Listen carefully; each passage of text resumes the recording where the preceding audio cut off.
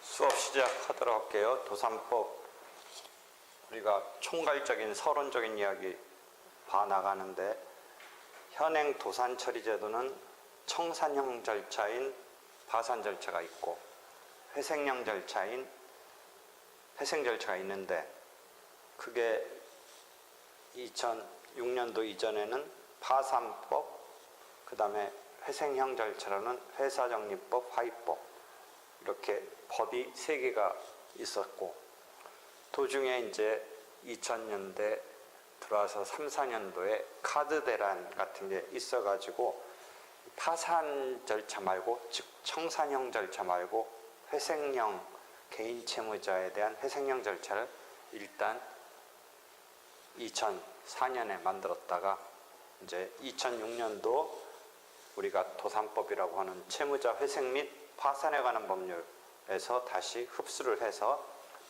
지금 채무자 회생 및 파산에 관한 법률, 도산법, 또는 일반적으로 통합도산법이라고도 부르고 줄여서 회생파산법이라고도 부르고 회생법이라고도 부르고 하는데, 나는 그냥 도산법이라고 하는데, 도산법이라는 도산이 어감이 별로 안 좋은 또는 뭐 일본식 용어 아니냐라고 하는데, 딱히 뭐 대체할 만한 용어는 없고 그렇게 해서 그냥 도산법. 다만 통합이란 말을 보통은 쓰기도 하는데, 나는 이 절차가 이렇게 딱 3개로 챕터가 나뉘어진 이런 상태에서 하나의 법에 모여 있을 뿐이기 때문에 완벽한 통합이라고 볼 수가 없어서 그냥 통합이란 말을 나는 쓰지 않고 도산법이라고 한다, 이런 이야기를 하고요. 하여튼 현재 채무자 회생 및 파산에 관한 법률에서는 총칙이 하나 있고, 그 다음에 파산보다는 이 회생시키는 이런 것이 좀 더 목적으로 앞에 오는 게 낫다고 생각해서 회생 절차를 2편에다 두고, 그 다음에 청산 절차인 파산 절차를 3편에, 그 다음에 개인 회생 절차는 회생 절차, 회생형 절차이지만 파산 절차를 3편에 두고 개인 회생 절차는 4편, 그 다음에 국제도산이라는 것을 제5편에 두고, 그래서 제1편 총칙, 그 다음에 제6편은 이제 파산범죄, 도산범죄에 대한 벌칙 규정 등이 있고, 그렇게 해서 총 6편으로 이렇게 법이 마련되어 있는데, 계속 원게이트 말하지만 통합이라는 의미에 그게 적절하느냐 뭐 이런 이야기를 계속 하는데, 원게이트로 해서 입구에서 어떤 경제적으로 도탄 상태에 빠졌을 때 내가 회생형 절차가 적절한지 아니면 아예 청산하고 해체되는 게 적절한지 등등에 대한 판단이 애매하기 때문에 일단 신청을 하면 그 절차 속에서 그게 더 적절한 이러한 처리 절차를 마련해 준다면 제일 좋겠지만, 현재 독일 도산법은 99년도부터 발효된 건데 그 법이 제일 그렇게 되어 있어요. 미국 법은 7장, 11장 이렇게 해서 챕터별로 있어서 7장이 우리의 청산형 절차에 해당하고 챕터 7이, 그 다음에 11장 절차가 우리의 회생 절차인 이런 것에 해당하고, 뭐 이런 지금 편으로 이렇게 챕터로 나뉘어 있는. 예컨대 이제 개인 회생 절차는 미국 파산법에 의하면 제13장으로 이렇게 구성되어 있고 해서 미국도 파산법 속에 이렇게 챕터가 나뉘어져 있어요. 우리도 그런 편제인데, 신청에 의해서 적절한 절차를 찾아가 주는, 그 신청한 사람에 맞게끔 해주는 그런 통합적인 것이라고 볼 수는 없고, 챕터별로 나눴기 때문에 당사자가 선택을 해야 돼요.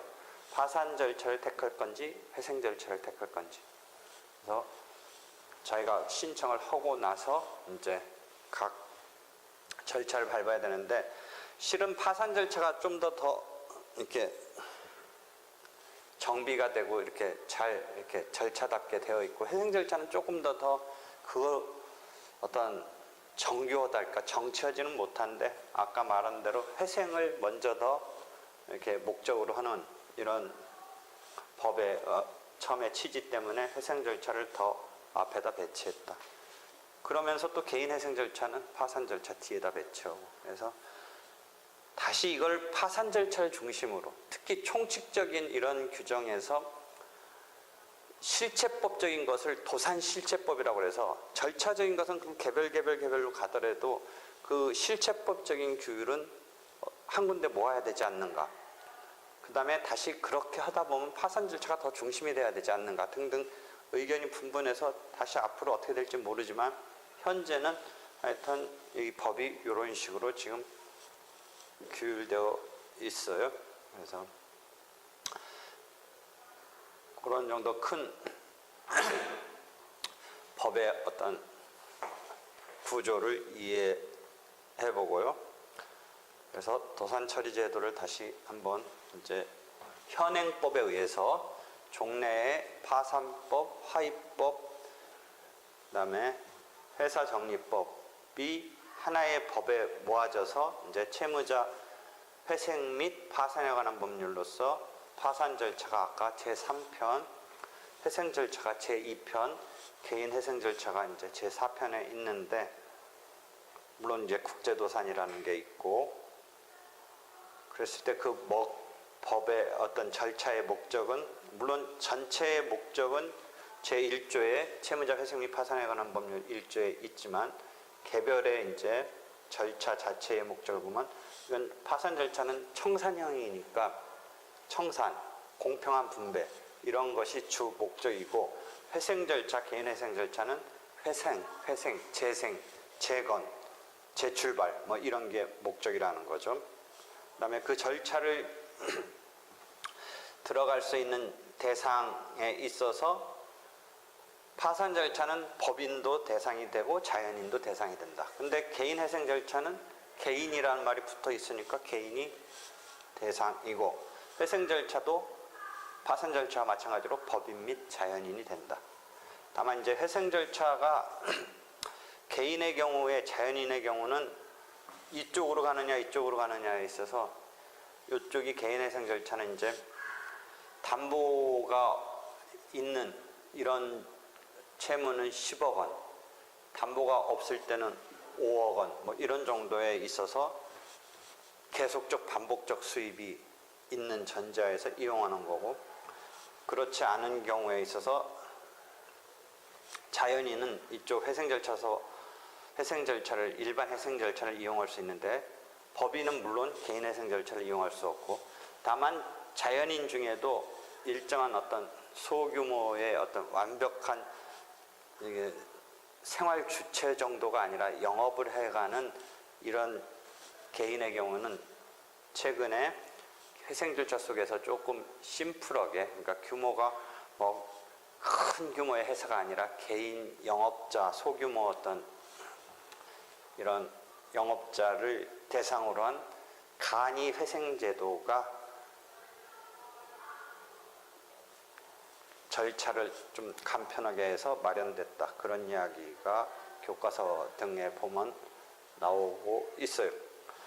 그 다음에 이런 절차에 있어서 등장할 수 있는 채권자는 파산 절차에는 제한이 없고, 회생 절차에도 제한이 없고, 회생 절차, 개인 회생 절차에도 제한이 없어요. 채권자는 신청권, 그 절차를 신청할 수 있는 사람은 특이하게 개인 회생 절차는 채권자는 신청을 못해요. 파산 절차나 회생 절차는 채권자, 그 다음에 채무자 스스로 신청할 때를 자기 파산, 보통의 개인 파산의 경우는 채무자 스스로 파산을 신청한다. 결국 파산이라는 어떤 불명예스럽고 부정적인 것 자체를 신청하는 이유는 결국 면책을 하기 위해서는 파산이 전제가 돼야 되니까, 그러한 파산 자체만을 목적에 둔 건 아닐 것이다. 이런 이야기죠. 그다음에 회생 절차에 있어서는 어떤 법인의 경우는 주주나 한 명에서 합자회사 등에 있어서는 지분권자, 사원, 지분권자 이런 사람들도 주주 자체는 사실은 채무자도 아니고 채권자도 아니죠. 그냥 이해관계인이에요. 회사로 본다면 회사가 법인이니까 회사가 빚진 거면 회사가 채무자고, 그다음에 회사에 뭐 대금을 받을 자라든지 회사에 돈을 빌려준 자라든지 이런 사람이 채권자고, 주주 자체는 사실은 채무자도 아니고 채권자도 아니고 그 주주잖아요. 그렇지만 이해관계는 엄청 있으니까 그런 경우에 이 절차를 신청할 수 있게 해주고 있죠. 그다음에 절차의 개시 원인은 여기는 지급불능, 지급불능과 채무초과는 나중에 이제 책 보면 쭉쭉쭉 나오는데, 채무초과는 이제 마이너스, 채무가 초과한다라는 건데, 지급불능은 꼭 그런 정도가 아니라 자기의 어떤 노동력이나 신용이나 어떤 여러 가지 능력을 갖고 갚아나갈 수 있으면 당장은 마이너스라도 지급불능이 아니다. 그러니까 지급불능은 계속적인 상황이지 어떤 순간적인 게 아니다. 그다음에 순간적으로 부채가 크더라도 자기 능력상 신용, 노동력 이런 걸 감당해 나갈 수 있다면 그건 지급불능이 아니다라는 거죠. 근데 채무초과는 우리가 마이너스 부채가. 근데 이쪽에 있어서 회생 절차는 회생이니까 이걸 청산시키는 게 아니라 살려나가니까 언제부터 이게 작동할 수 있냐면 그런 우려가 있을 때부터, 지급불능, 그런 우려, 염려가 있을 때부터 신청할 수 있다. 염려만 갖고도 신청할 수 있다. 그러니까 회생을 위해서는 좀 더 빨리 그런 상태에 들어가기 전에 그런 우려가 있는 상태에서도 원인이 된다. 그런 절차를 밟을 수 있는 원인이 된다. 이쪽에 개인회생 절차, 회생의 경우는 그런 우려 내지 염려, 우려 내지 염려만 갖고도 신청할 수 있다가 특이한 거죠. 그다음에 그렇게 해서 절차가 이제 선고가 돼서 그 절차를 밟게 된다면, 신청에 따라서 결정이 내려진다면 실제 이제 그 채무자의 재산에 대한 관리처분권은 파산에서는 우리가 이제 이건 많이 이제 익숙하지, 파산관제인이 등장해서 중립적으로 채무자 편도 아니고 채권자 편도 아니고 딱 중립적으로 채권자의 채권을, 가짜 채권 같은 거 다 솎아내면서 제대로 진정한 채권자를 신고를 받아서 확정을 하고, 한편 이 채무자의 재산은 잘 정리정돈해서 확보해가지고 이제 배당을 시키는 거죠. 그 역할을 하는 게 파산관제인이죠. 한편 회생 절차에서는 그런 파산관제인이라는 용어를 또 안 쓰고 관리인이란 말을 써서 우리 용어를 좀 통일했으면 좋겠다 이런 이야기도 있는데, 관리인이 등장하는데, 회생 절차는 제3의 파산관제인, 예컨대 이 파산회사는 보통 변호사가 파산관제인이 되는데, 회사 같은 경우는 이제 꼭 법률적 지식 말고 어떤 경영적인 지식도 필요하고 해서 어떤 제3자가 쓰일 때 꼭 변호사냐 아니냐, 뭐 이건 누가 더 적격이냐 이런 논란이 있을 수 있는데, 한편 스스로 그 원래 채무자가 직접 제3자가 등장하지 않고 관리인이 될 수 있도록 하고 있어요. 그래서 요 가로 속에 있는 말이 뭐냐면, 원칙적으로 기존 경영자가 그대로 관리인으로 된다. 제3자가 등장하는 게 아니라 그 채무자가, 그 회사의 경영자가 관리인으로 되는 거다, 원칙적으로. 이것을 갖다가 이제 미국에서는 DIP라고 하는 제도가 있는데 나중에 이제 보면 돼요. 우리는 약간의 어떤 절충적으로 이렇게 했고, 그다음에 개인회생 절차는 5년씩 이제 계획안을, 변제계약안을 내 가지고 이제 일정한 수입이 있다는, 지속적인 수입이 있다는 걸 전제로 갚아 나가겠다고 변제계획을 세우는 것이 이제 채택되면 이제 5년간 열심히 갚으면서 나중에 이제 남는 부분, 다 못 갚은 부분에 대해서 면책이 되는데, 채무자가 그 재산에 대한 관리처분권을 갖는 거예요. 그러니까 파산 절차에서는 파산관제인이 등장해서 관리처분하는 건데, 반해서 개인회생 절차에 있어서는 스스로 자기 재산에 대한 관리처분권을 갖고 자기가 월급을 받는다든지 자기 재산에 대한 관리처분권을 행사한다든지 하면서 그 5년이면 5년까지 변제 계획에 따라서 갚아 나가는 거예요. 그 다음에 만약에 채권자들이 순수한 채권자일 수도 있고 담보권자일 수도 있는데, 담보권을 가질 수 있는데, 실제법에서 담보권은 물건으로서 확보할 수 있는, 자기 채권을 확보할 수 있기 위해서 담보로 걸어놓은 건데, 그 담보권이 그대로 파산 절차에서는 인정돼요. 지금 이 도표는 그대로 6면에 6면 어딘가 있을 텐데 여러 가지 곳곳에 있는 표를 모아놨나 보네요. 6면에도 있는 표, 뭐 11면에도 있는 표, 뭐 등등 합쳐놓은 것 같아요. 담보권이 그대로 파산 절차에서 별채권이라는 것으로 그 독점적으로 자기가 담보로 잡아놓은 것에서 빼갈 수 있도록 해주고 있어요. 반면 회생 절차는 회생을 시키려니까 그 사람이 다 독립적으로 빼가면 안 되니까 일반적인 채권자처럼 들어와야 돼요. 그 절차 속에 들어오지 독립적으로 완전히 빼가면 안 되는. 그래서 그 회생 절차에서는 그 담보권을 그냥 회생담보권이라고 불러요. 회생담보권인데 그 담보권은 회생 절차에 참가해서 그 회생 계획 속에서 100% 안 주고 어느 정도 해주겠다든지 뭐 이럴 수도 있는 거예요.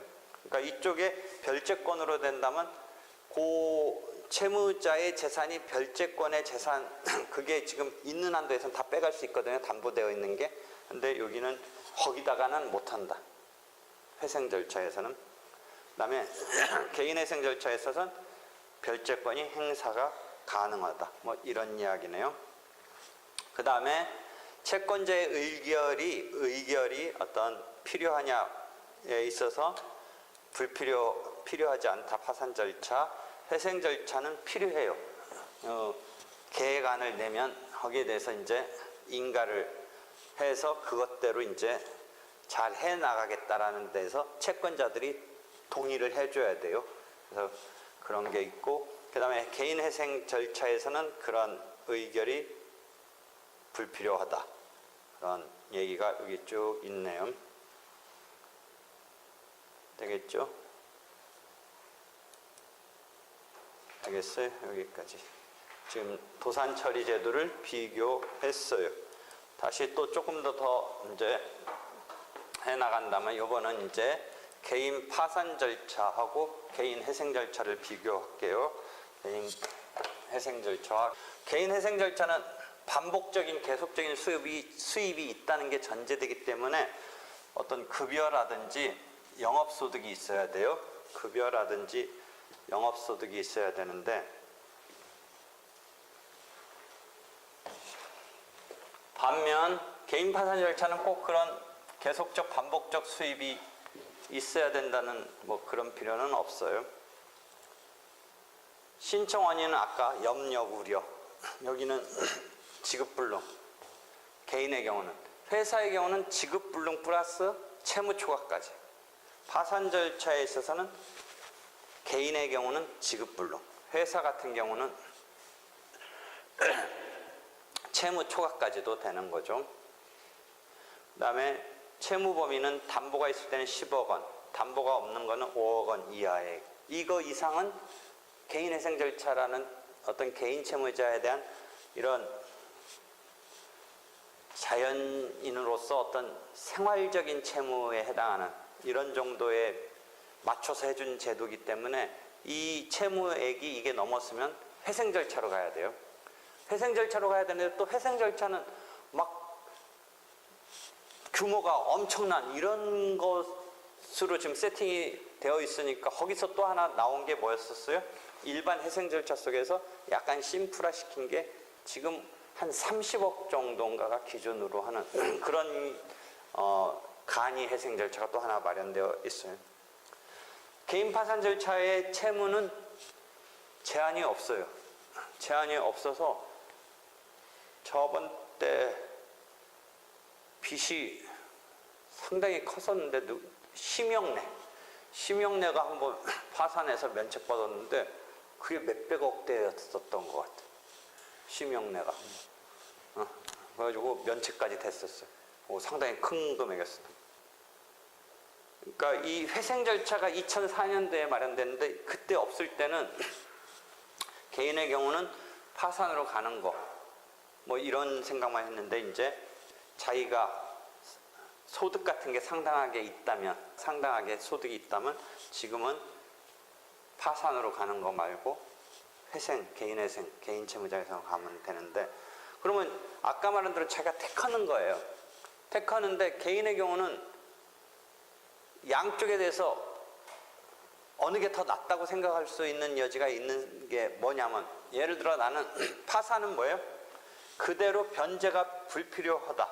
채무 조정이 개인 회생 절차는 5년 이내에 이제 갚으면서 어떤 식으로 갚냐면, 자기가 계속적 반복적 수업이 예를 들어 한 300만 원 있다면 자기 필요 생계비, 보건복지부 어떤 영에 의해서, 규정에 의해서 최저 생계비, 근데 그걸 조금 150% 잡까지 잡을 수 있어요. 그러니까 많이 빼낼 수 있으면 비용으로 빼내려고 하면서 나머지 갖고 갚는 건데, 그게 5년 동안 갚으면 이제 나중에 또 한번 거기 사이트 가서 보면 변제율이 5년 뒤에 뭐 한 20%인 사람도 있고 한 7, 80%까지 가는 사람도 있어요.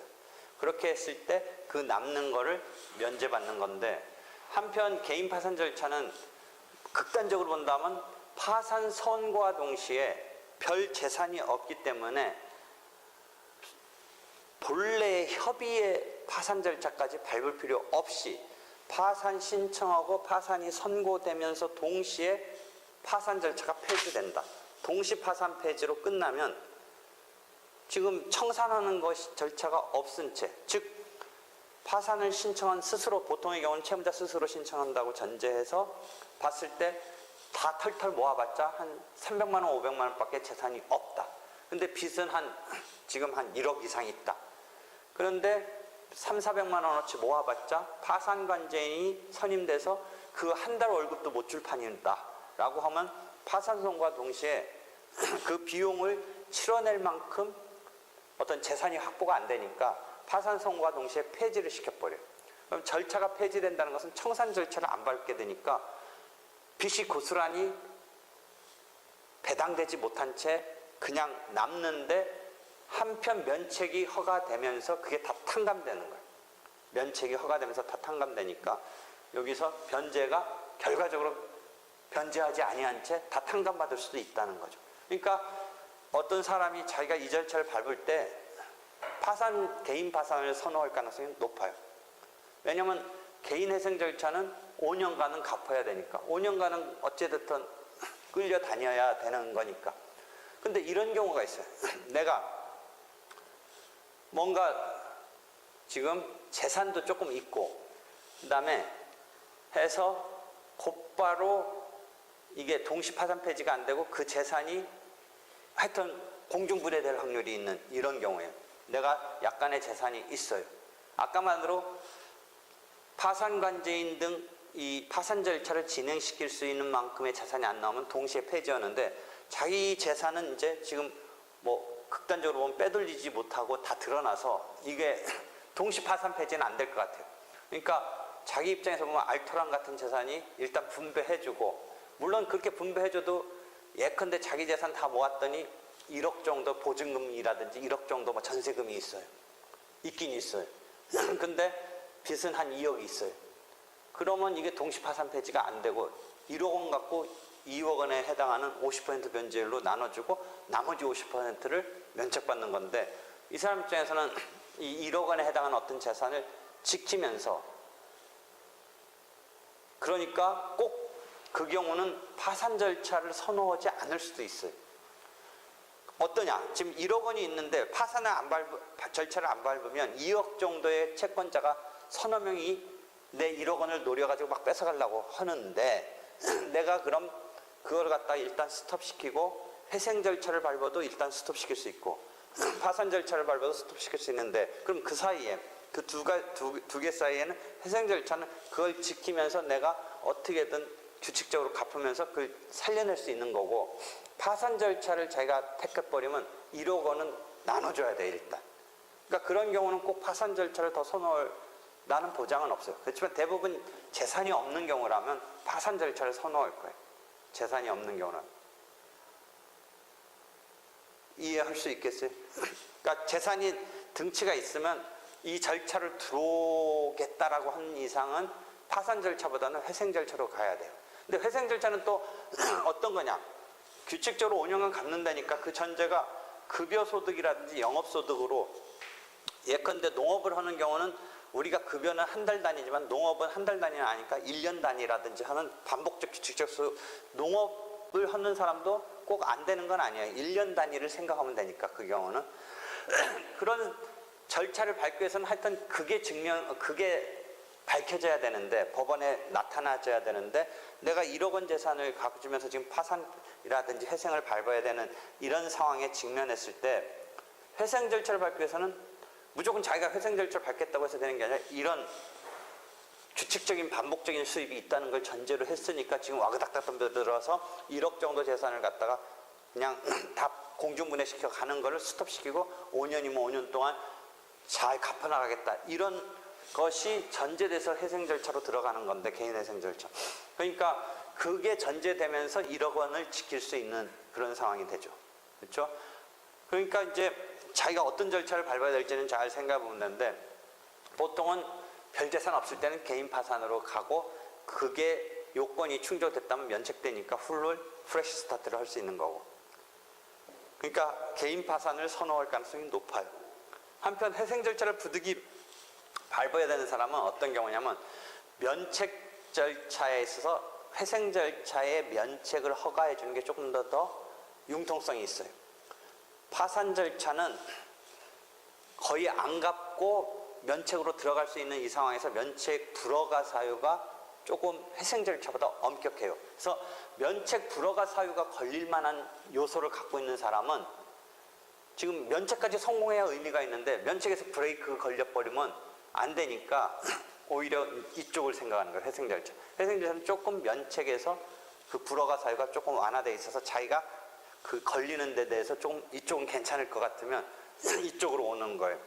근데 이쪽으로 온다고 해서 또 다 되는 게 아니라, 이런 급여소득이나 영업소득 같은 게 전제돼서 5년간 갚는다, 이게 돼야 되니까 그때 뭐가 작동하냐면 가짜 취업시키고, 이제 이런 브로커성인 사람은 파산 절차는 지금 가봤자 면책이 될 그게 없다든지, 또는 파산 절차를 가야 되는데 재산이 있어서 그 다 내준 채 면책을 받는다든지 하는 경우는 회생 절차를 생각해 볼 만한데, 다만 또 회생 절차는 뭐가 요건이냐면 급여소득자, 개인 채무자 회생은, 또는 반복적인 하여튼 규칙적인 계속적인 수입을 전제로 하는데, 그게 없을 때는 거기서 막 가짜 서류를 만들어서, 그러니까 자기가 개인 회생 절차를 가기로 한 이상은 요 요건을 맞추기 위해서 뭔가 조작을 할 가능성이 있다라는 거죠. 그래서 그런 등등의 어떤 이 절차를 선택하는 데 대해서 잘 생각해 봐야 돼요.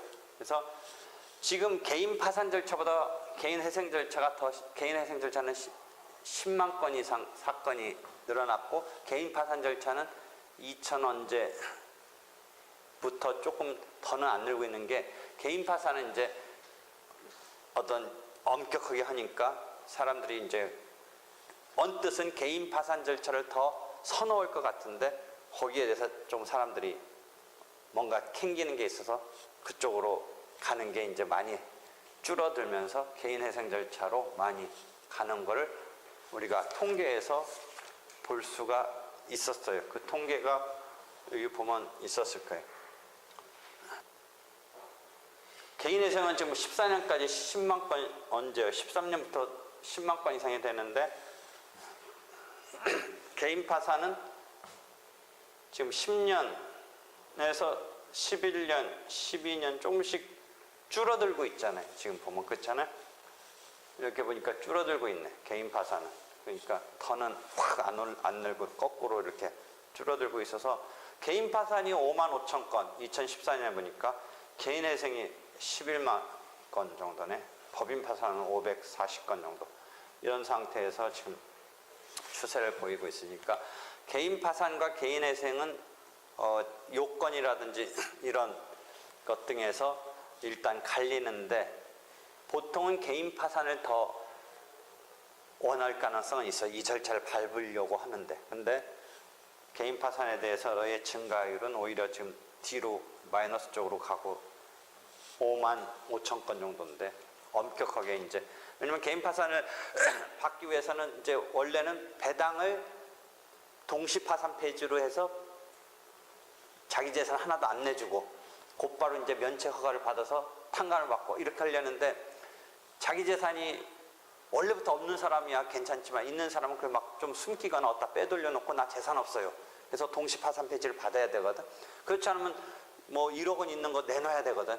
재산 있는 대로 내놓고 그거를 채권자한테 다 n분지씩 나눠준 다음에 남는 걸 면책받는 건데 사람인지라 자기 입장에서는 한 푼도 안 내주고 싶고 탕감은 다 받고 싶으니까 그걸 숨기고 싶은데 옛날에는 그게 쓱싹 됐는데 이제는 그 절차를 남용하거나 악용하는 것에 대해서 이제 파산관제인이 조금만 의심스러우면 파산관제를 선임하는데 동시 파산 폐지 안 시키고 파산관제를 선임해서 이제 절차를 진행한단 말이죠. 협의의 파산 그 절차를. 근데 그럼 파산 절차를 진행하기 위해서 월 3,400만 원의 파산관제인 월급 비슷한 비용을 치를 수 있느냐 보면서 그런 소액의 경우는 뭔가 좀 살펴는 보고 싶은데 그렇다고 완벽한 막 3,400명에 막 전격적으로 투입하는 정도는 또 아닐 것 같은 정도에서 그때 말했듯이 한 2,30만 원 주고 소액 파산관제인을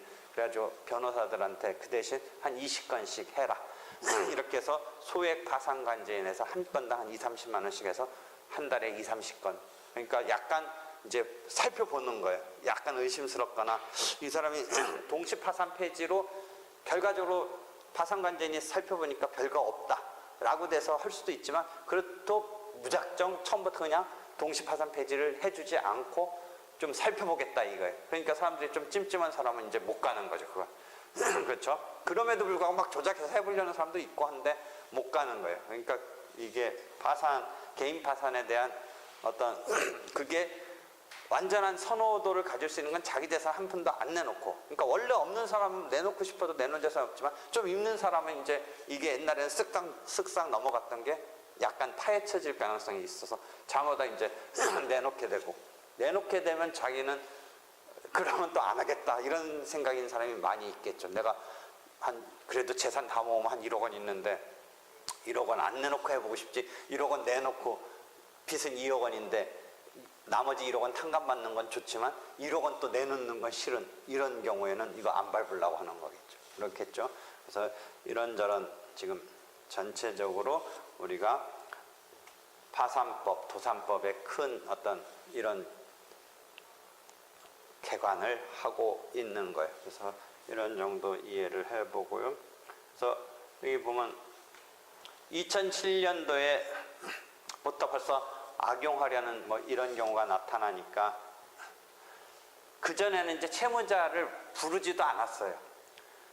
채무자가 신청한 서류만 갖고 했는데 이제는 불러서 좀 꼬치꼬치 물어보는 거예요.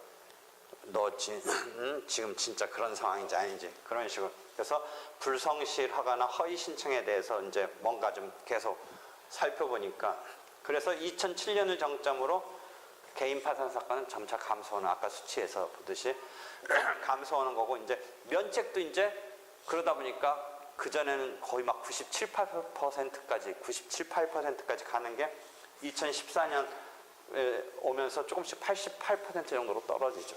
물론 이제 88% 이런 것도 상당히 많다고 생각되지만, 이건 왜냐하면 처음부터 안 될 사람은 안 하거나 또는 파산 신청을 했다가 이게 면책에서 걸릴 것 같다, 안 될 것 같다 하면 파산 신청을 처리하거나 관둬버리니까 끝내 어느 정도 될 거라고 생각해서 갔기 때문에 88% 정도 나오는 거지, 그냥 완전히 자연스러운 상태에서는 그렇게 나올 수는 없겠죠. 그런데도 하여튼 2005년, 6년 98% 정도였다가 지금 2014년은 88%로 이제 점차 면책도 떨어지고 있죠. 그러니까 이제 그쪽 개인 회생으로는 쭉쭉쭉쭉 지금 증가하는데 파산은 오히려 반으로 줄어드는 이런 상황이 나왔죠. 그 다음에 2007년 이후에 또 2012년에 이제 더 이제 엄격해져요. 원칙적으로 이제 파산관제인을 선임한다 이거죠. 그전에는 동시 파산 폐지를 시켰는데 이제는 오히려 일단은 동시 파산 폐지 사건의 과거로 보면 그렇게 될 것 같은 사건도 그때는 원칙적으로 그렇게 했던 거를 이제는 원칙적으로 파산관제인을 선임해버리죠. 그래서 소규모 관제 사건이라서 큰 그건 아니니까 소액으로 파산관제인 보수를 좀 아까 말했듯이 30만 원 정도씩 주면서 이제 큰 그건 아니니까 한번 살펴라 이런 식으로 하니까 어느 정도 이제 개인 파산제도의 흐름이 그렇게 됐고, 한편 이 신청하는 입장에서도 가뜩이나 돈 없는데 이게 법률 전문가 찾아가서 맡기자니 뭐 어쩌고 저쩌고 이런 상황이 있을 수 있잖아요. 원래는 한 250, 300씩 받다가 요새 변호사는 120, 뭐 회생 절차 그렇게 받고 그런다는데, 그러니까 중간에 또 브로커가 막 등장하고 하는데 이게 소송 구조를 신청할 수 있는데 적어도 어떤 소송 구조 제도는 경제적으로 이게 자력이 없으니까 시키니까 파산 신청하고 회생 신청할 사람은 자력이 없으니까 신청하는 거니까 그게 구조 대상이 될 확률이 무진장 높거든요. 근데 또 사람들이 이런 거는 잘 이용하지 않는 것 같아요. 지금 소송 구조를 법원에서는 변호사 비용 등을 어떤 일정한 자격에 한해서 지금 보니까 국민기초생활보장법에 의한 수급자의 그런 정도의 사람에 대해서 구조제도를 실시하는데 신청 비율이 3%도 채 안 된다. 이거 언제적인 건지 모르지만 이런 제도가 있어요. 소송구조제도 같은 것도 활용하면 이제 변호사가 등장해서 해줄 수 있는데 하여튼 3% 정도밖에 이용을 안 하고 있다. 법원도 그 예산이 많지 않으니까 막 드러내고 이거 이용하라고는 안 하고 그냥 명목상 알아서 오는 사람 정도만 해주는 거지 자기네가 막 적극적으로 하는 것 같지는 않아요. 근데 하여튼 이용하려면 할 수는 있는 제도였죠. 3% 정도가 소송구조제도를 이용해서 할 수 있다라는 거죠. 한편 이제 2013년 4월부터는 우리가 민사소송, 뭐 원래 특허소송부터 시작해서 민사소송, 그다음에 신청사건 등등 이제 전자소송이라고 하는 대법원 사이트 가서 약간 온라인적으로 이제 신청을 할 수 있는 이런 게 있고, 근데 자기가 변제 예상 계산하고 이런 게 뭐 내가 기본 생계비 뭐 가족 몇 명, 3명, 4명 하면 딱 넣고 내가 규칙적인 수입 얼마 넣고 하면 그게 5년간 어떻게 갚아라라고 쫙 이렇게 채권자별로 이렇게 해서 다 이렇게 채권자가 한 4명 있는데 그럼 거기에 내가 원래 월 수입 얼마 규칙적으로 내고 생활비 다 빼면 뭐 한 100만 원 정도 남는다. 그럼 채권자들의 채권액에 비해서 이 100만 원이 매달 얼마씩 한다. 그래서 5년 뒤에 쭉 갔더니 이제 똑같은 비율로 가니까 결국 5년 뒤에 아까 말한 대로 20% 정도라든지 아니면 80% 정도라든지 변제가 됐다. 이게 자동으로 이렇게 계산되게 시스템을 구축해 놨다 이거죠. 그렇지 않으면 우리가 자기가 만들어서 해야 되는데, 그러니까 딱 해가지고 아마 기계적으로 이렇게 계산해내도록 해놓고 있나 봐요. 그러니까 변제 애정액표 같은 것을 작성하는 편의를 해주고 해서 이렇게 전자소송을 시행하고 있다. 뭐 여기까지 이해하면 되죠. 그 다음에 이건 전체적인 파산 절차의 흐름이죠. 여기 직권으로도 파산이 선고되는 경우도 있어요. 직권으로. 그러니까 회생 절차를 잘 가가지고 회생까지 가면 되는데 회생 절차를 진행하다 보니까 이거 회생 가능성으로는 안 되겠어요. 그랬을 때 파산 원인이 있으면 스스로 채권자라든지 채무자가 신청하지 않아도 그 법원이 회생 절차를 진행하던 법원이 이제 파산을 선고하는 경우. 그래서 저번 때 우리가 어디서 봤냐면 결련 파산이라고 옆번호 1-13을 보면 옆번호 1-13 결련이란 말을 잘 안 쓰는데 관련이란 말하고 해서 민사소송법에는 옛날에 반소에서 결련관계, 결련성, 요새는 관련관계, 관련성. 첫 번째 그 1-13 보면 파산 선고를 받지 않은 한 채무자에 대해서 회생 계획 인가가 있어서 잘 될 줄 알았는데 결국은 폐지가 되면 회생 절차 폐지가 됐을 때 법원은 그냥 거기서 손 떼고 당사자도 이제 다시 그 절차에서 빠져나오느냐의 부분서 법원은 그 회생 절차가 폐지됐지만 결국 파산 원인이 있다면 직권으로 반드시 파산 선고하도록 이렇게 해놓고 있고 하는 그런 상황에서 파산이 법원에 의해서 직권으로 될 수 있다. 그 루트가 여기에 해당하는 루트예요. 결련 파산으로서 직권으로 필수적으로 파산 선고하는. 그런 경우는 특이한 거고 보통은 이제 신청에 의한 거죠. 주류는 채무자가 지금 우리가 면책을 바라고 신청한다든지 하는 건데 드물게는 채권자가 신청하는 경우도 있다는 거죠. 옛날에는 채권자 신청이 많지 않았을 때는 이 채무자를 파산을 선고함으로써 뭔가 타격을 가하거나 또는 뭐 숨겨놓은 재산이라도 나오게 하거나 아니면 주위에서 도움을 받아서라도 이 사람을 타격을 주면 돈이 나올 것 같으니까 파산을 시킨다라는 의미에서 채권자로부터의 파산 신청이 옛날 사건 많지 않을 때는 오히려 일반적일 수 있었는데 최근에는 거의 면책을 바라는 채무자 스스로의 자기 파산, 스스로 파산 신청하는 경우죠. 그래서 파산을 신청하는 거죠. 지금 큰 흐름 보세요. 파산을 신청하면 뭔가 우리가 일반 소송 절차에서도 신청서에 대해서 뭐 미비한 거, 신청 요건에 대해서 미비한 거, 뭐 이런 거에 대한 보정 이런 거가 있고 비용을 예납을 해야 돼요. 파산 절차를 밟기 위해서도 비용을 예납을 해야 되고 해서 그런 신청 이후에 단계가 있고 여기 보전 처분을 걸 수도 있죠. 실제 채권자들의 와그닥닥 덤벼들면서 채권을 추심하는 것이 파산을 신청한 때 작동하는 건 아니고 선고가 됐을 때 작동하는 거거든요.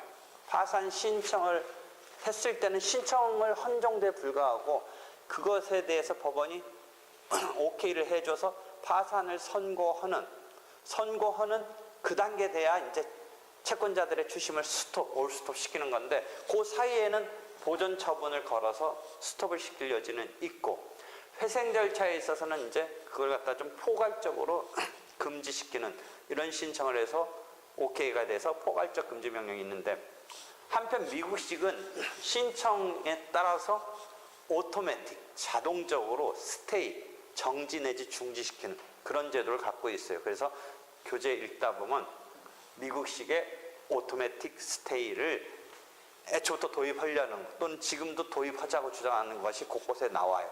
그러니까 이 신청에서부터 여기 파산이 선고되는 그 시간적인 갭 사이에 채권자들이 막 덤벼들죠. 더더욱 덤벼들겠죠. 지금 이제 좀 있으면 이거 다 묶이는데 막 덤벼들니까 이때 보전 처분을 걸 수도 있고 하는데 지금 있는 거는 회생 절차에서는 포괄적 금지 명령 제도가 갖고 있어요. 그래서 그런 개념 좀 이해하고 그렇게 한 다음에 아까 실질 심사라고 해서 옛날이 아니라 이제 초창기에는 채무자를 신문도 안 하고 불러가지고 뭐 이렇게 물어보지도 않고 해줬는데 파산을 선고하고 이제 면책을 하고 그랬는데 요새는 이제 조금 엄하게 불러가지고 너 왜 이렇게 빚을 졌냐? 그다음에 이거 어디 뭐 또 돈 허투루게 쓴 거 뭐 이런 것 등을 잘 캐물어요. 그래서 요즘은 실질적인 심사를 한 다음에 오케이를 해줘요. 파산 선고를 해줘요.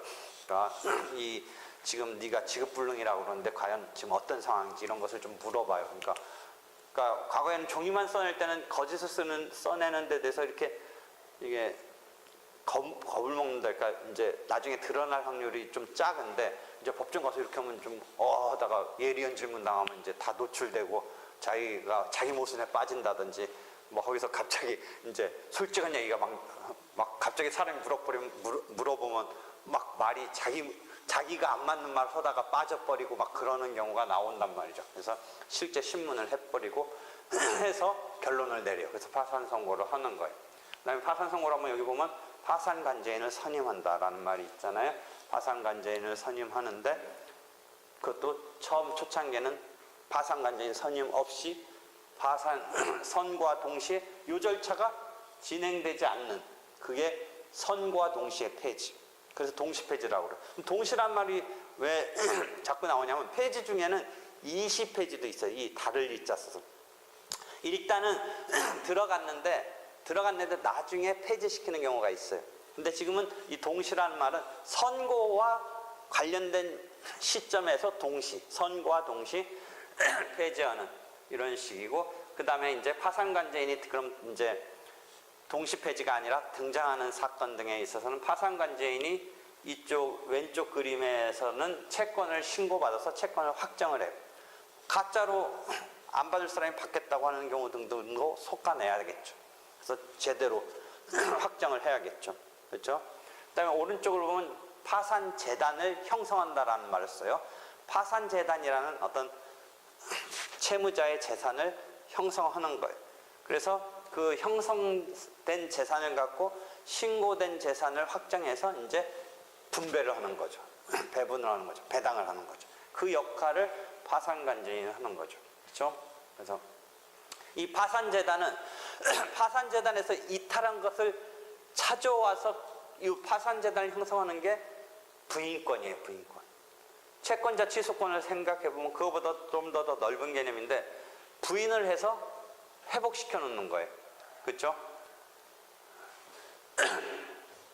오히려 환치권 별채권자는 이 파산재단에서 별채권자는 어떻게 했어요? 담보물권자가 빼가는 거고 마이너스 시키겠죠. 부인권은 파산재단을 플러스 시키는 기능을 하는 거고, 별채권이 작동하면 빼나가겠죠. 별채권이 맞다면, 어떤 사람이 진짜 담보권이 있다면 빼가겠죠.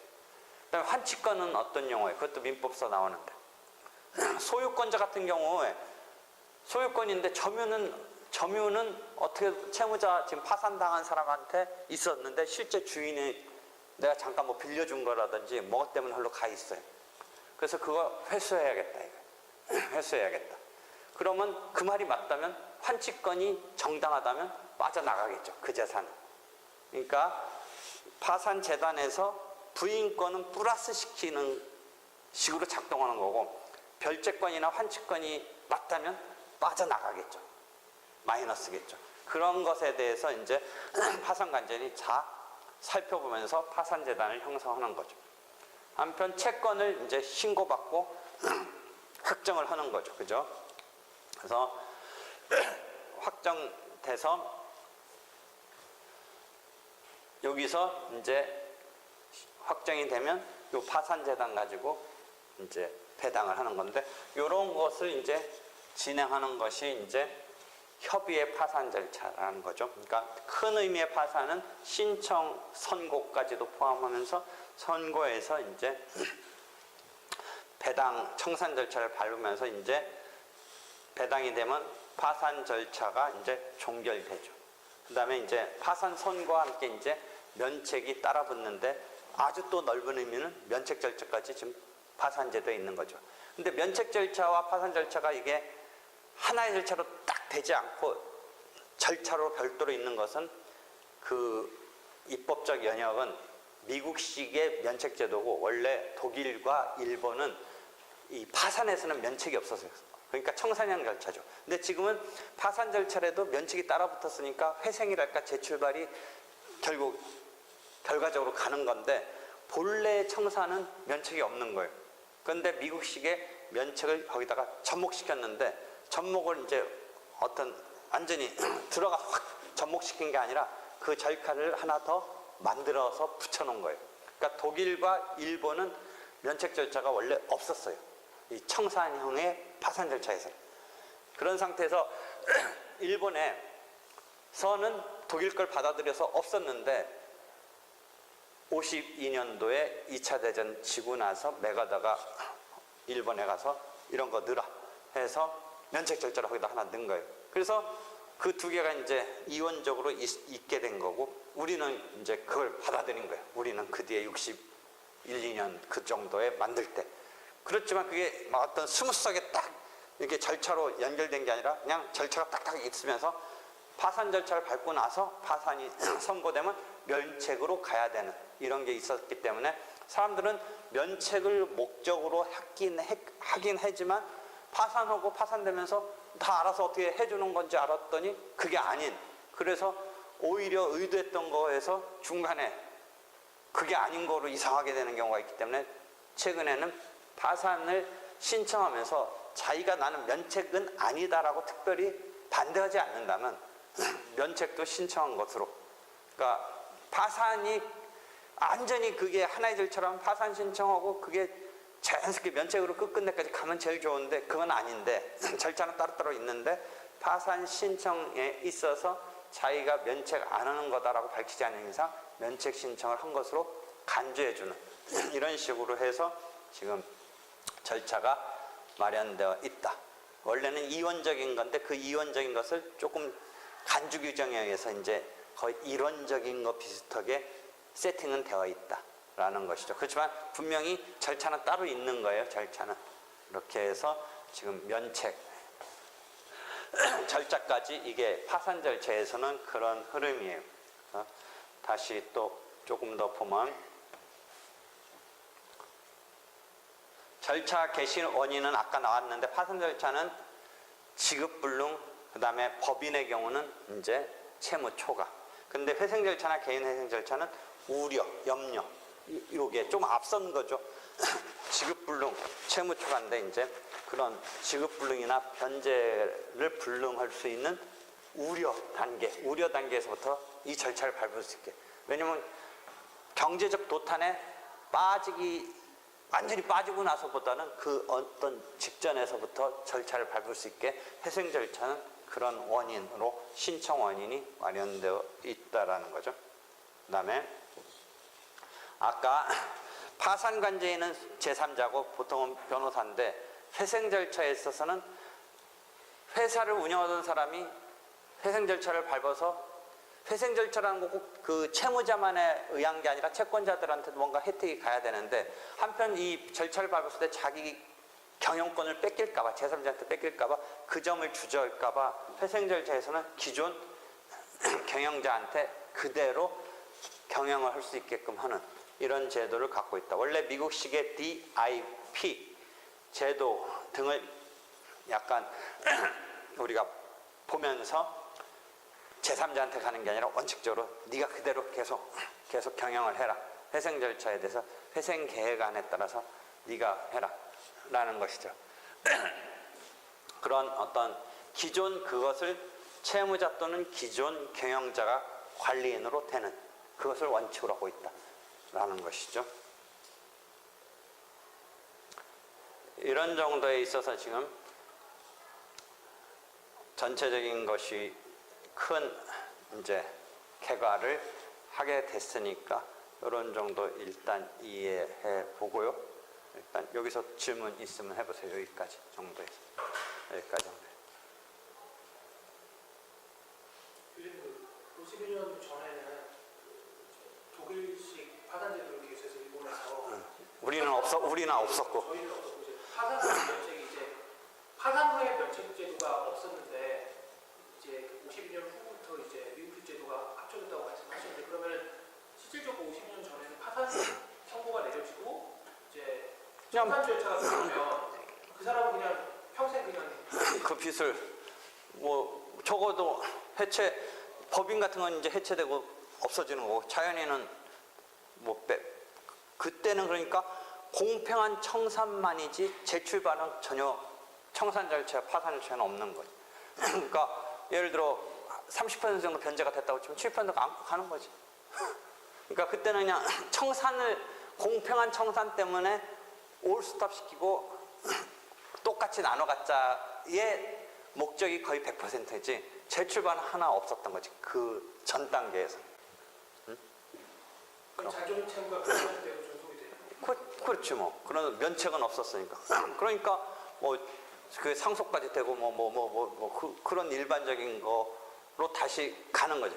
그러니까 회사 같은 경우는 주주는 이제 자기가 주식에 해당하는 그걸 날리고 그 회사 없어지는 거고 채무자는 뭐 자연인이 아니까 소멸하는데 이 자연인은 또 살아가잖아. 목숨이 붙어 있으면. 그러니까 영원한 빚으로 남잖아.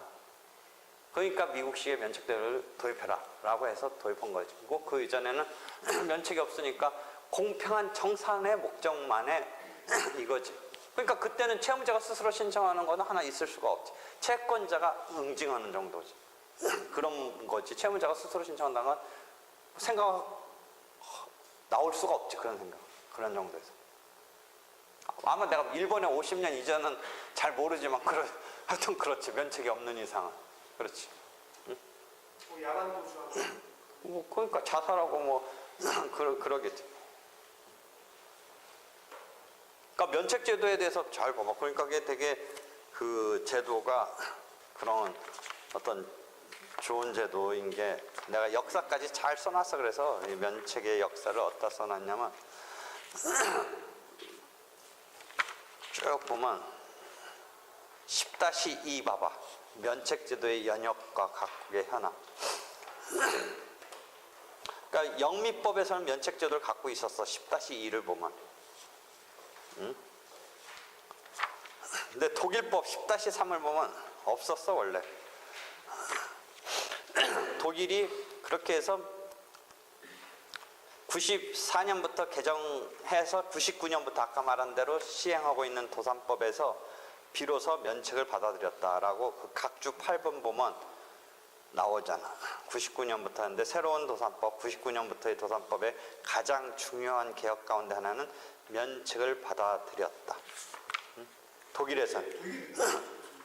그 독일이 없었던 걸 일본이 받아들이고 일본은 미국 때문에 52년 했고 독일은 미국하고 관계없이 이제 보니까 그런 제도가 필요하니까 이 통합적인 새로운 도산법을 만들면서 면책 제도도 받아들인 거지. 그렇잖아. 응? 면책이 영어로는 디스차지라고 하는 걸 알겠어? 디스차지. 독일은 그러니까 99년에 했고 독일의 그 이전 모법이 막 1870 몇 년도에 독일 도산법을 일본이 받아들이고 그 일본이 받아들였다가 2차 대전 지고 나서 미국법의 면책 제도가 거기에 가미된 거고 독일은 94년 그 만들어서 시행하는 99년 독일법 그 정도에서 면책 제도가 들어왔지. 그래서 그 다음 386년 10-4번 보면 우리는 62년 파산법 제정 당시부터 면책을 인정하는 어떻게 보면 우리가 면책을 인정하는 법을 처음부터 갖고 있게 된 건데 그건 일본법에서 이렇게 온 거가 됐고 독일은 1877년 없었는데 그래서 일본 파산법도 없었는데 뭐 그 얘기 쭉 나오잖아. 10에 4-보면 그런 이야기지. 개인 파산 사건 추이가 여기 388면에 나오네. 2007년이 개인 파산은 15만 4천 건으로 절정이네. 그지? 이제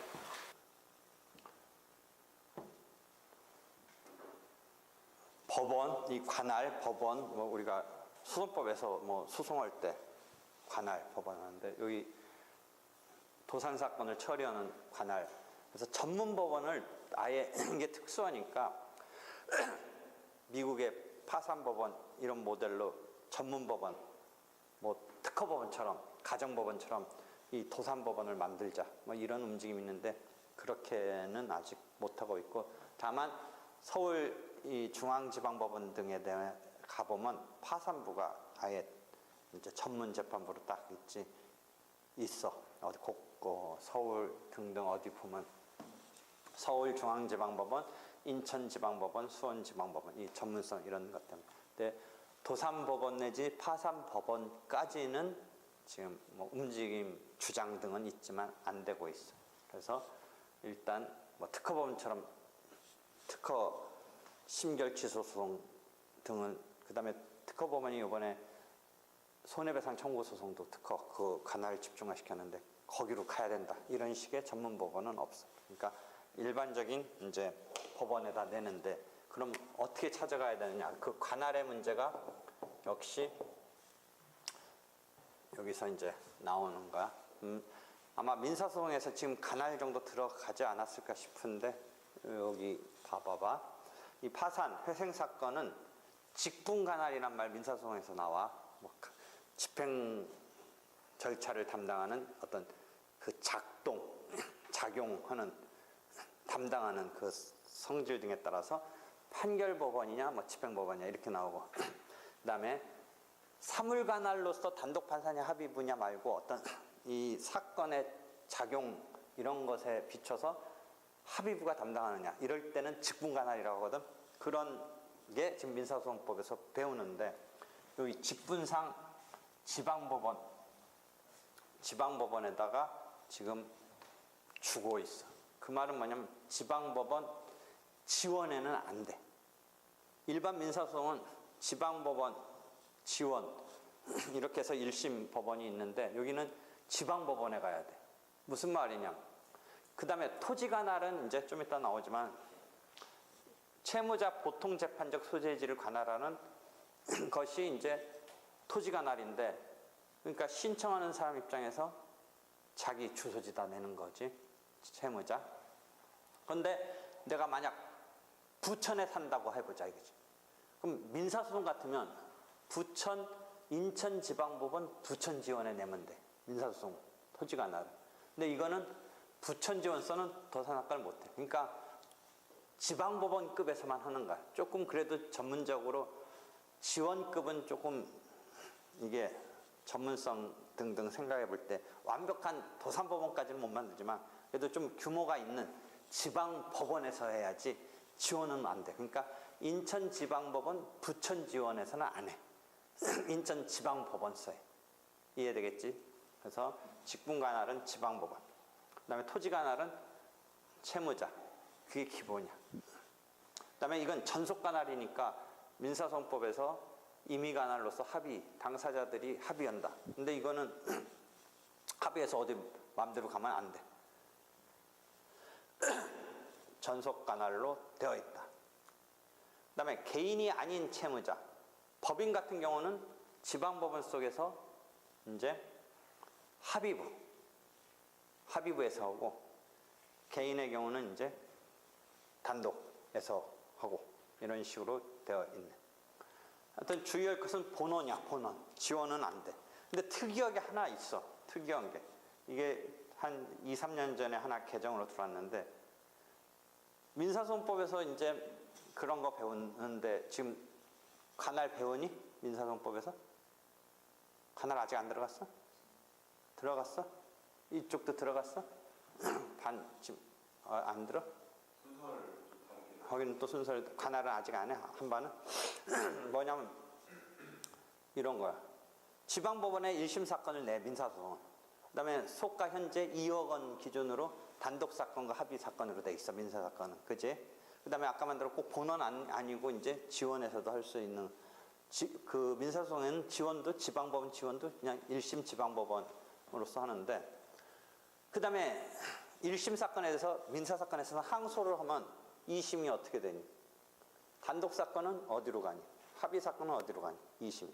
단독사건은 고등법원으로 가는 게 아니라 지방법원 항소부로 간단 말이야. 그 다음에 합의사건은 2심이 어디로 가니? 고등법원으로 가. 그지? 그 다음에 엊그제 또 하나 규칙 바뀌었더라.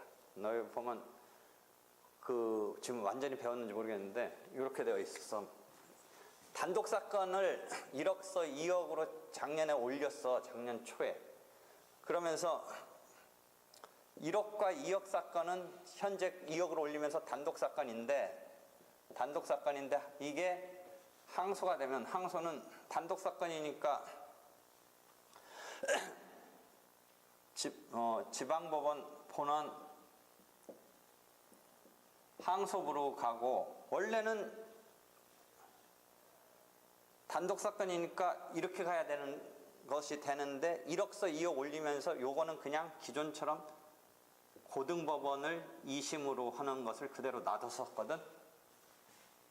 그지? 그게 작년 2월이야. 요번에 다시 이거 이렇게 만들었어. 다시 오면 어떻게 돼? 그 가도기적으로 1억서 2억 올리면서 1억과 2억은 올리긴 올렸는데 단독은, 2심은 고등법원을 그냥 놔뒀었어. 원래 합의부 사건처럼. 그러다가 이제 다시 완전히 제자리 잡는 게 엊그제 개정 규칙을 했더라고. 그러니까 이제는 단독 사건 중에 고액 단독은 좀 놔뒀는데 그거 다시 그냥 다 본래 단독처럼 해놨어. 그러니까 2억까지의 단독 사건은 고등법원으로 지금 가는 게 아니라 지방법원 항소부로 가고, 2억이 이제 초과하는 경우는 1심은 합의부 사건이고 2심은 고등법원. 단독 고액 단독이 고액 단독 구별 없어진 거지. 1억과 2억은 약간 작년 1월인가 2월에 거기로 인상하면서 조금 과도기적으로 거기가 애매하게 중간 절충지대였잖아. 그제? 그거 다시 맞췄어. 무조건 단독은 그냥 이제 이거 고액에 대한 그 애매한 절충적인 거를 다시 풀어버렸어. 그냥 그대로. 단독은 그냥 이제 지방법원 항소부. 이렇게 됐어. 그건 뭐 무려 뭐 지금 본격적으로 할 건 아닌데 지금 그 부분까지 배웠니? 그런 막 세세한 거 사실은 할 필요 없는데 큰 흐름상 하여튼 그래. 하여튼 또 바뀌었더라고. 근데 몇 달 전까지 하는데 소액 단독 고액 단독 나오고 그렇지. 근데 홈페이지 가보면 다 정리해서 보니까 엊그제 바뀌었더라고. 뭘 얘기하려고 하냐면 그래서 고등법원 이렇게 가야 되는데 우리가 뭐 얘기했냐면 전주의 그 관할구역의 합의 사건은 2심을 어디 가서 했었어야 돼. 만약 고지것들은 고등법원인 광주를 가서 해야 된단 말이야. 그래서 전주에 약간 파출소격인 고등법원의 그 어떤 파출소격인 이런 걸 하나 뒀다 뭐 이런 얘기 등등을 했었단 말이야. 그치? 그 다음에 강원도도 춘천에서 2심을 해야 되는 합의부의 영역인 거는 서울고등법원으로 와야 되고 뭐 이런 것 때문에 춘천에다가 하나 이렇게 원해재판부라는 걸 하나 마련했다라고 하면 그런 등등의 얘기를 넌 들었으니까 작년에 해줬는데 강원도는 춘천 정도가 서울 오는 것도 이제 문제지만 강원도 내에서는 또 뭐가 하나가 문제냐면 이 태백산맥 때문에 이 강릉 쪽에서 다시 해보자. 강릉은 춘천지방법원 강릉 지원이야.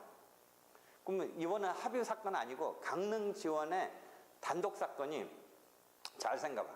단독 사건이 항소를 하게 되면 고지것대로 한다면 어디로 가야 되냐면 춘천으로 가야 돼. 본원으로 가야 돼. 본원.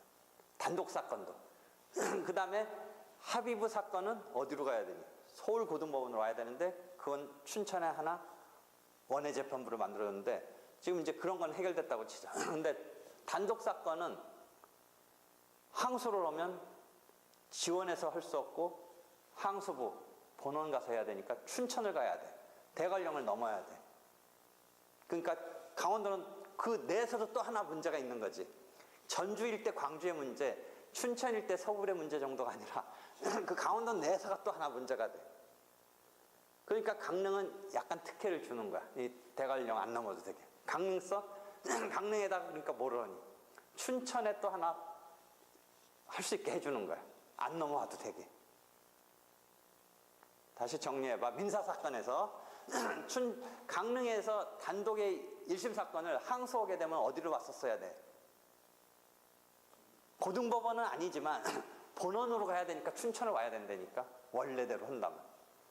근데 거기에 특혜랄까 특례를 줬어. 그런 거랑 마찬가지로 여기 봐봐. 파산을 해야 되는데 그간에는 어떻게 했냐?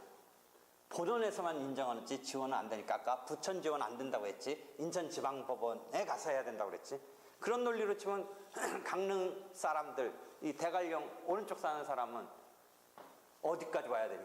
강원도의 본원은 춘천밖에 없어. 춘천지방법원. 거기 와야 되니까 여기서 특례로 하나 이것도 한 언제적 개정? 한 2년 전 개정인가인데 마지막 거 이해하겠지. 관할 강릉 지원에도 할 수 있다. 원래는 지원은 안 되는 거야. 이 파산 사건은. 약간은 조금 그래도 규모가 있는 조금 이 사건이 약간 노하우가 있어야 되니까 지원급의 법원사는 아닌 것으로 해놨는데 본원에서만 하도록 해놨는데 강릉은 그런 특례가 있다. 이해되겠지? 응? 그런 거야. 하여튼 민사소법에서 나오는 직분관할, 전속관할, 합의관할, 그 다음에 여기에 있어서 토지관할, 뭐 이런 거, 그 다음에 강릉의 어떤 특수한 지역적인 특례 이런 것 등도 민사소법에서의 그 생각을 해보면 되는 거예요. 이해되겠지? 그래서 그런 등등 관할 부분을 지금 민사소법에서 배웠던 거를 다시 한번 여기서 익혀봐. 근데 개인 회생이나 개인 파산은 뭐 금액이나 이런 게 전혀 상관없고 다 단독. 개인. 회생이나 개인. 일단 기본적으로 파산회생 갖고 3조의 채무자 회생 및 파산에 관한 법률 보면 되고, 채무자라는 거지 빚의 어떤 크고 작음은 고려하지 않고 있지. 다만 이제 채권자가 막 대규모고 이런 거에 대한 특수한 거는 좀 있는데, 그 채무액 자체를 가지고 뭐 이렇게 하지는 않고 있지. 자, 봐. 이제 관할에 관한 거 그러면 어디에 나오냐면 책으로는 파산 절차의 운영 주체라는 데다가 배치를 했는데 3-123 뭐 이런 쪽에 있어. 3챕터에 3. 그래서 3-8 보면 이런 건 있네. 채권자 총수가 100인 이상으로 이제 막 대규모 이런 거는 서울중앙지방법원에도 하나 더 할 수 있다. 물론 원래부터 서울중앙지방법원이면 뭐 이거 안 와도 되지만, 이걸로 안 해도 되지만, 딴 데 채무자 어떤 주소지가 어디 아닌 곳인데 채권자들이 대규모니까 아무래도 이 제일 메인 법원에 와서 할 수 있도록 그런 거는 있네. 그러니까 여러 가지 관할에 대한 것이 쭉 배치되어 있고, 경우에 따라서 민사소송의 이송처럼 여기도 3-11은 이송 같은 게 있긴 하네. 그래서 내가 약간 우스개로 경험 비슷하게 얘기해 준다면, 초창기에는 이제 막 파산면책 이런 게 법원 변호사 다 잘 안 알려진 그 막 90년대 후반 이런 때는 막 이 면책 이런 거 금액이 막 3억 10억 막 이런 거 면책하느냐가 막 판사들도 이게 해줘도 되나 막 이런 초창기 시절에는 막 전국의 이 면책에 대해서, 서울은 이제 어느 정도 조금 익숙해져서 이제 뭐 면책해줘도 되는 것에 대해서 이렇게 잘 하는데, 그 지방 가면 막 그게 들쑥날쑥한 거고 이 감을 못 잡는 거야. 예상을 못 하는 거야. 이게 판사도 막 잘 뭐 이런 거가 생소한 거야. 그러니까 주저하고 잘 안 하려고 그래. 그러니까 그때 대부분 채무자 주소를 서울로 옮겨가지고, 민사소송에서도 우리가 이제 관할을 갖다가 이제 악의적으로 이용할 수도 있듯이 여러 가지 이제 주민등록을 바꿔가지고 이제 자기가 의도한 법안에 낸다든지 하는데, 민사소송에서는 꼭 채무자 주소지 아니더라도 관할이 생길 수 있는 게 많거든. 채권자 스스로 의무이행지 뭐 이런 데서 낼 수도 있기 때문에 굳이 채무자 중심만으로 했을 때 자기가 원고 입장에서는 의도한 데가 못 낸다든지 그런 경우가 드문데, 여기는 일단 채무자 중심으로 한다는 걸 전제로 했을 때 그 초창기에는 이게 그래도 서울 가면 어느 정도 예상도 되고 뭐 노하우도 좀 있고 이렇게 되는데, 지방은 막 그런 거야. 그러니까 그때 당시에 진짜 파산 사건은 주민등록 옮겨가지고 서울 와서 하도록. 서울은 막 면책률이 98% 이랬었는데 지방은 한 사건도 몇 개 없고 그러니까 사건 몇 개 없었는데 하나 안 해주면 갑자기 60%로 뚝 떨어지잖아. 사건이 많지 않으니까. 막 그러던 시절이 있었어. 한 90년대 후반. 그러니까 이 관할 때문에 관할을 그런 식으로 서울에 와서 할 수 있게 이렇게 했던 적도 있었어. 그래서 관할 이런 거 어디다 내는지 법원, 도산법원 여기까지 잘 이해해봐. 되겠지? 제주도는 저거 특허가 안 되니까 무조건 광주고. 제주는 제주 지방법원이니까. 그 다음에 법원, 관할 이런 건 됐지. 제주는 제주 지방법원이지. 자동중지제도. 그 다음에 민사소 사건에서도 제주지방법원은 뭐가 있겠니? 배 타고 비행기 타고 광주로 항소심, 예를 들어 합의부 사건 나와야 되는 것 때문에 뭘 하나 줬겠니? 제주지방법원에 여기에 원해재판부 파출소를 줬겠지. 광주고등법원. 그렇잖아. 어디가 지금 없어서 맨날 그 지방자치단체 중에 하나 문제 삼는다고 내가 수업 중에 1학기 때 했는데, 인천이 규모가 이게 큰데 인천은 서울하고 너무 가까우니까 따로 안 하고 서울 와야 돼. 고등법원. 근데 인천 그 뭐 시장이나 도지사들이 뭔가 뭐 도청 뭐 이전 뭐 이런 거와 마찬가지로 법원서는 뭘 갖고 싶으니, 기본적으로는 수원인에서는 자기네들도 고등법원 이제 달라 이런 거고, 인천은 아직 고등법원까지 아니더라도 뭐를 들고 나오냐면 원해재판부를 만들어 달라. 서울고등법원. 그럼 인천하고 서울하고 지하철 타면 금방 오는데, 그러니까 그 사람들이 뭐냐면 백령도 이런 사람들은 배 타고 나와서 또 서울 와야 된다 이 논리로 적어도 배 타고 나오는 인천에서는 하게 해줘야지 이 서울까지 오기는 너무 힘들다 서울고등법원 와야 되니까. 그러니까 인천이 지금 아직 원해재판부도 없나 봐. 그러니까 수원은 아예 고등법원을 달라라는 거고, 이제 인천은 지금 규모는 경기도 이런 데가 인천이 도시로는 의외로 큰가 봐, 규모가. 근데 지금 전주 뭐 그다음에 그런 원해재판부 비슷하게 있는 춘천 이런 데에 비해서 우리가 서울에 가깝다기는 하지만 규모는 훨씬 큰데 뭐 등등. 그다음에 거리가 가까워서 아니라고 하니까 무슨 섬 주민들 얘기를 끌어대면서 인천 나와서 서울 와야 되는 게 안 된다. 그래서 원해재판부 달라 이제, 또는 수원은 고등법원 만들어 달라. 뭐 이런 거가 이슈가 되고 있는 거예요. 그다음에 아까 말했지 자동 중지제도. 그러니까 절차를 머릿속에 잘 해봐. 어떤 절차든지 지금 신청이 시작하는 건 아니라는 거지. 항상 신청이 있으면 선고가 있어야지. 파산이 선고돼야 되지. 회생 절차 개시 신청을 했을 때 개시 결정이 있어야지. 이 선고는 판결로 하는 건 아니지. 우리가 재판의 종류 중에 결정으로 하는 거지. 그러니까 이 절차는 잘 봐봐. 우리가 소송과 비송 이런 것도 또 민사법 처음 할 때 배우는데 법원이 담당하지만 소송은 아니지. 막 쌍방 당사자가 변론 열면서 하는 건 아니지. 아까 신문을 채무자를 하느냐 아니냐. 약간 대립, 채권자하고 속으로는 대립되는 개념을 막 설정은 머릿속에서나 있긴 있지만 기본적으로 법원에 나 해달라 이렇게 하고 있는 거지. 상대방하고 싸우면서 해달라는 건 아니잖아. 그러니까 그 변론도 아니고 신문, 채무자를 신문하는 거고. 그러니까 비송이지, 비송.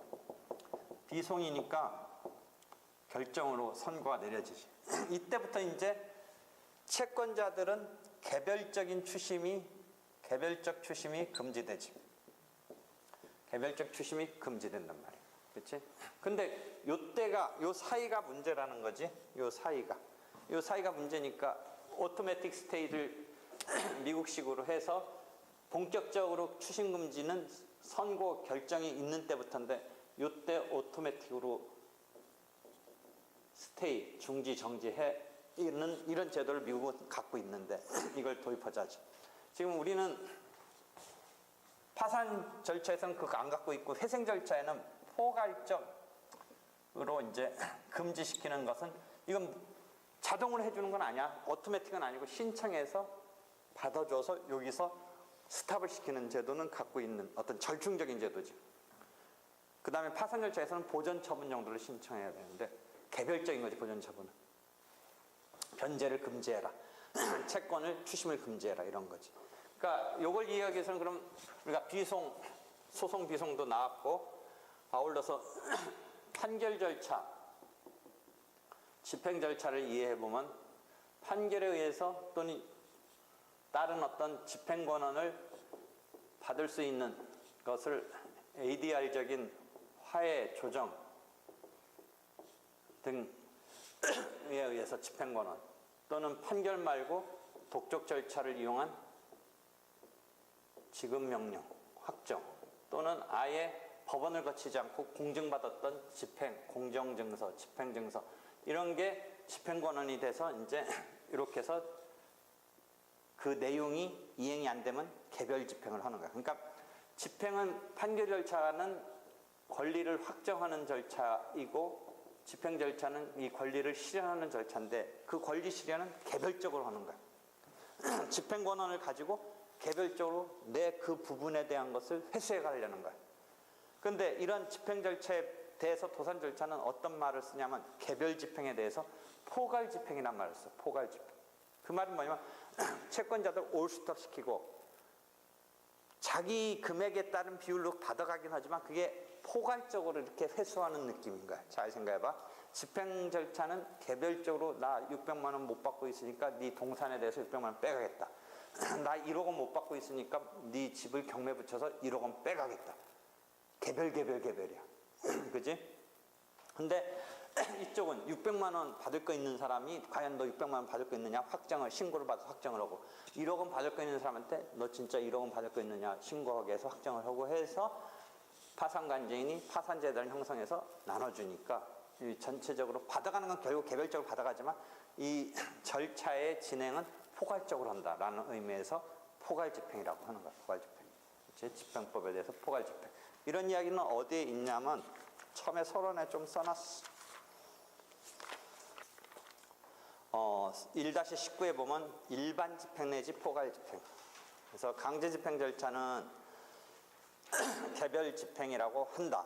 이에 대해서 도산 절차는 포괄 집행이라고 한다. 1-19에 그런 말을 쓰고 있네. 그지?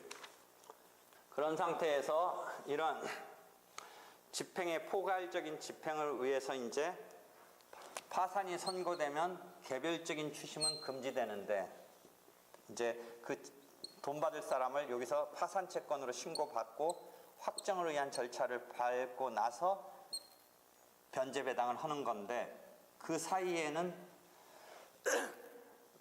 개별적 추심을 금지하고